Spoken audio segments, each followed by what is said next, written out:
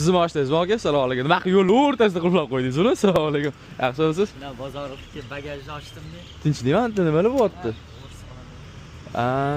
Bagajni ochdim-da, narsalarni tushirib bitta miya yurdi-yu, pult ichida boya ko'rdim, ani yonib qolgandi, nima edi nomi? Passivmi? Ha, hozir o'chiraman deb. Mana bo'ldi aka. Ammo hal.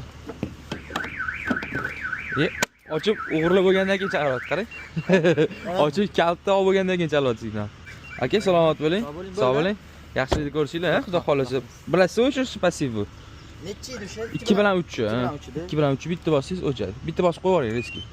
Yo, unaqa bosib turmaysiz. Time bu yonib qoldi. Mana 2 bilan 3 bitta bosib qo'yardi. Bitta bosib qo'yib yuborasiz, bo'ldi, o'chadi. Rahmat. Salomat bo'ling, sog' bo'ling aka, charchamang. Kimga shunaqa xizmat kerak bo'lsa 24 ga aloqadamiz. Podpiskacha kuzatishingizni chiqarmanglar. Har doim aytaman, podpiska kerak. Ertaga topolmay qolmaysizlar o'shanda. Qidirib yurmaysizlar.